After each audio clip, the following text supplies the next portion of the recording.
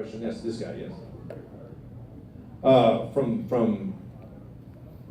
Dragon Ball. Now we're talking about Dragon Ball. No. Dragon Ball. My favorite arc is I've discovered is the Goku Vegeta relationship arc, which I think really is just Dragon Ball's just become that. It's really just about that well, and Super less so, but yeah, it's been fundamentally about that whole rivalry, which I didn't really appreciate that until the whole Majin Vegeta thing.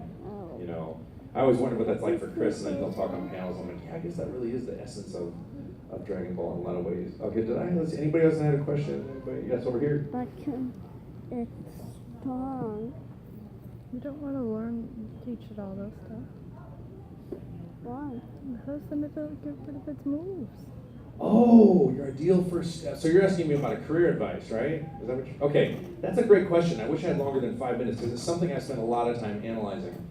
And you're gonna laugh, but believe it or not, back in the 90s, I found I did a lot of self-help books and I did a lot of self-exploration. And believe it or not, I did the Anthony Robbins stuff, and it does work. If you do his tapes, it actually, but you have to do what he says. He doesn't tell you what to do. He makes you figure out what you want. One way to do that is you got to figure out when you watch someone else doing something, does it really resonate for you and like really vibrate, really get you excited? And then you're going to go out and do that, and then you have to figure out if you're good at it or not. And this is where it gets tricky because there are people who want to do things that they're not good at and they're never going to be good at. And then there are people who want to do things that they're not good at and they could be good at. And then there's somewhere in between. So I always believe in falling in love with experimentation and adventure and trying something until it sticks. And if it doesn't stick, try something else. I started as a professional French horn player, ended up as a voice actor, and I still play, but those things all feed into each other. So when people want to be voice actors, a lot of times I think they want to feel as awesome as the show's making them feel, and they think that by being a voice actor, they will feel that awesome. I don't think that's always the case. I think that you could go down that route, and then as you go down that route, you might find tangential things that you might like better, or it might be voice acting, or it might be whatever, but don't, and if you commit, like I got this idea when I was younger. I was like, what if I was a vampire and I lived forever, but I didn't have to suck any blood, because that's not really that interesting to me. But if I could live forever, how many careers would I have? Why this idea that you go to college and you get your major and then you do that for 30 years or 50 years and then you die seemed kind of ridiculous to me. Although there's definitely some merits to practicing something your whole life and getting good at it. So my point is that you want to study and go to the places where those careers excite you. So what would that be, for example? Let's say, for example, you want to get involved in voice acting, you don't have a background in that. Well, you get a job at the voice acting studio doing whatever. It could be cleaning trash, it could be controlling the computer, it could be working the front desk, or you could audition like I did, or you can go to workshops and classes, or there's all different types of ways for you to experiment, and there's lots of ways to do that cheaply. When you find that thing that just like, I could do this, I will never get sick of this, and I'm so excited every day when I go to work, that's the job for you. That's the way I live my life. It's like, what about money? I said, I don't think about the money. I think about, because if I'm poor and happy and I'm rich and miserable, do the math. Now, the ideal situation is to be rich and happy, because you're doing something you love that pays you a lot and you have free time. There's all these ideal situations. How to get there is a lifelong journey, and I just would recommend the first steps are exploring at different avenues and seeing which of those things really electrify you and really turn you on. And then from there may be something more specific that you want to do. You might start out wanting to be a movie director, but end up being a better film critic, or vice versa.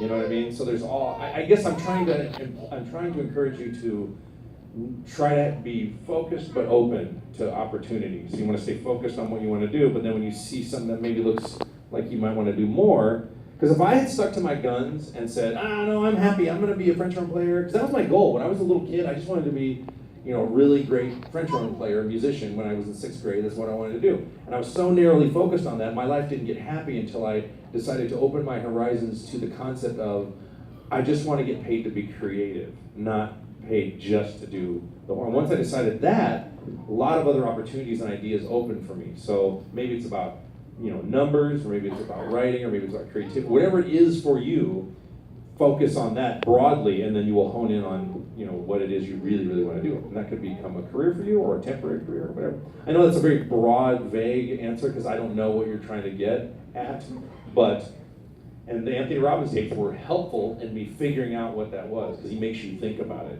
So it was actually really helpful to me. And I did them half-assed too. I didn't even like totally hardcore do them. Like I was totally lazy, and it was helpful. Like if you did them like he wants you to, you're probably more successful than I was. Because I was just like kind of, I did a couple days here and there, I got a pieces. I didn't totally fully commit. He's probably, if he saw this video, he'd probably roll his eyes or something. But yeah, I like that a lot. It was really, really helpful. Hope that helps. I think I got time for maybe one more. Oh, actually, I'm over time.